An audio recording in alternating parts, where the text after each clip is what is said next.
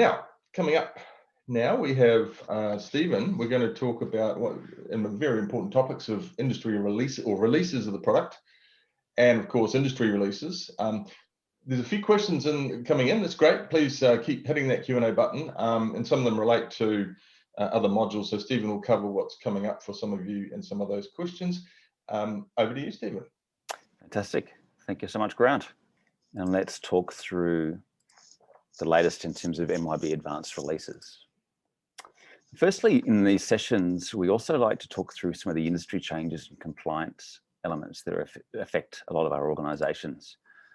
In our last user groups, we brought to light the e-invoicing initiatives that are currently being moved forwards by the Australian and New Zealand governments.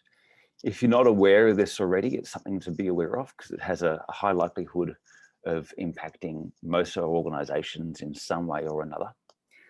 In 2019, the Australian and New Zealand governments announced this broad-based initiative to essentially encourage and support the broader industry in a move towards digital e-invoicing.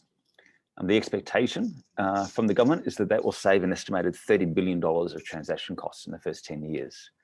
So some significant savings, I think, for all of us, where we can significantly automate and improve the process, our AP processes and even our AR processes for some of us, and remove some of those manual steps, the manual emails, all the paper that also still goes on, and just simplify that data entry process for the other organisations that are the receivers of those documents.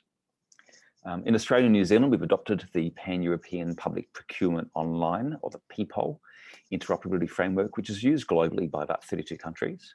And there's certainly an opportunity once the Australia and New Zealand industry has reached broad-based adoption, potentially for this to become a more global initiative as well.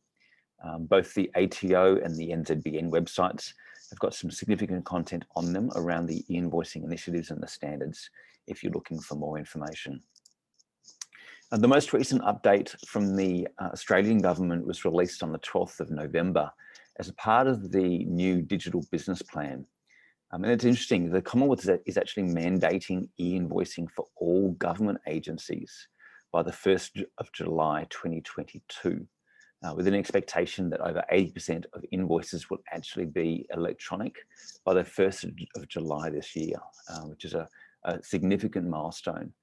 That second point is also quite interesting for most of us in the room, the virtual room, in that they're going to be consulting on options for mandatory adoption of e-invoicing across all levels of government and by businesses as well. So there are talks of mandatory adoption. There's a significant dollar investment in the digital business plan budgets around those consulting initiatives and how they would potentially roll that out across industry. And we are already seeing some clients start on that push towards e-invoicing, mainly government departments that are running on the MYOB Advanced platform, who are being mandated quite strongly towards adoption of e-invoicing. But it's certainly, the wheels are turning and it's starting to happen across industry. In terms of the latest news from a New Zealand perspective, as of December 2019, they announced that the first businesses were actually starting the e-invoicing process with a Wellington business accepting e-invoice transactions. In terms of next steps, Australia and New Zealand have already announced a series of accredited service providers that can support you with your e-invoicing requirements. Now, these service providers basically make it provide a mechanism by which you can connect to a PPOL e-delivery network. So essentially providing what they call access point service metadata publisher and translation services. For the rest of us, this is just about connecting to a PPOL, connecting to the PPOL delivery network, and there'll be a format by which you can send or receive the invoices electronically. Now, quite a number of EDI providers or the EDI vans have actually taken a front foot in this, with the expectation that they can use their existing EDI formats and basically translate those into a PPOL e-invoicing compliant format that can be moved across the delivery network. So if you're already working with an EDI provider, if you have an EDI van on which you accept either client, customer-facing documents or send documents to suppliers, you may actually be able to leverage that existing network to start to support your e-invoicing requirements as well. In terms of MYOB Advanced releases, there's been some significant changes over 2020. We've seen a big focus on MYOB Advanced people. 2020.2 mainly a local release focused on the people features. 2020.3 was aligned with quite a large Acumatica release, being the Acumatica 2019 R2 release, and added a huge amount of functionality. 256 pages worth of release notes, which is some great nighttime reading for those of you that struggle to get some sleep. And of course, 2020.4, a big focus on localization, TPASS support for Australia, and some big changes around people again, along with introduction of what MYOB call the franchise connector, which is designed for franchisors to connect to their franchisees automatically and take MYOB data from platforms such as AccountRight and pull that into MYOB Advanced. On the topic of people, we really have seen a significant maturity within that product over the last 18 months or so. They've released a broad brush number of new features focused really around employee self-service, a lot of new automation features, and it really is quite a strong payroll application.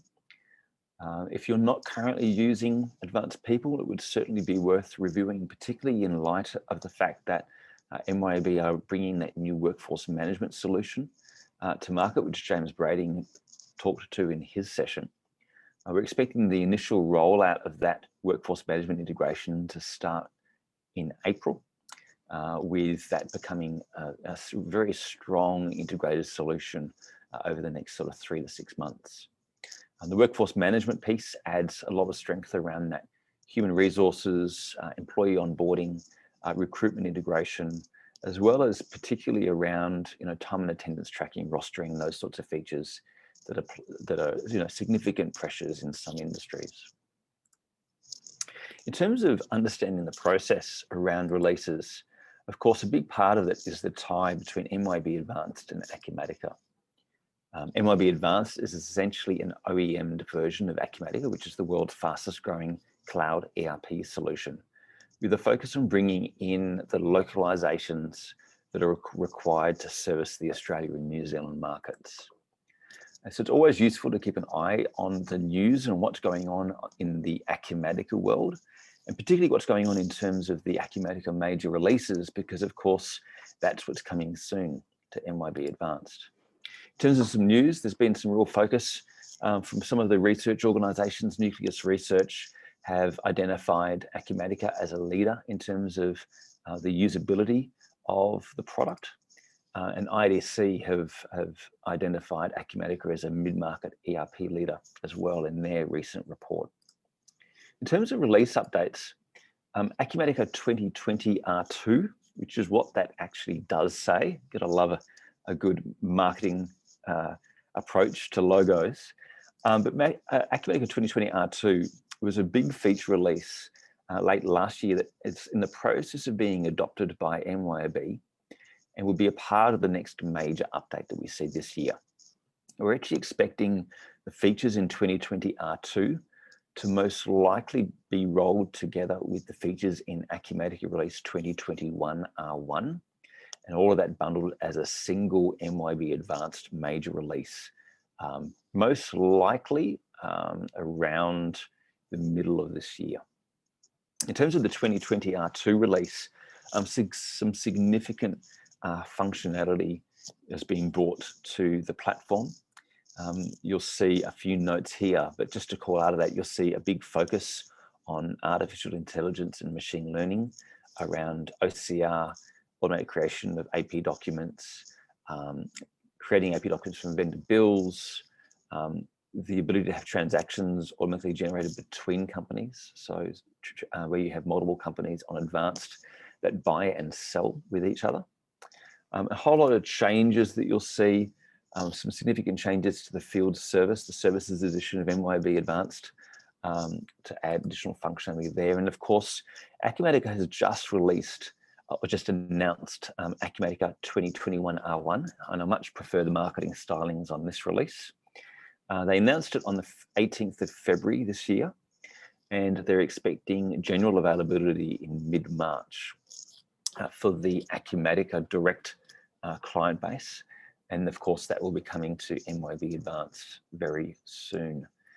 In terms of the Acumatica focus, it really is around these three areas. Firstly, this concept of usability. How can we help our clients save time?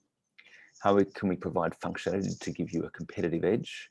And of course, enabling growth through a powerful and flexible platform. In terms of those new features, a pretty broad scope of focus, which we typically see with the Acumatica releases. Intelligent deduplication technology, which is going to be fantastic for our CRM users.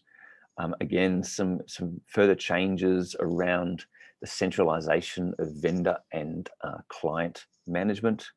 AI ML image recognition for business cards, which is a good one for those that have field sales staff.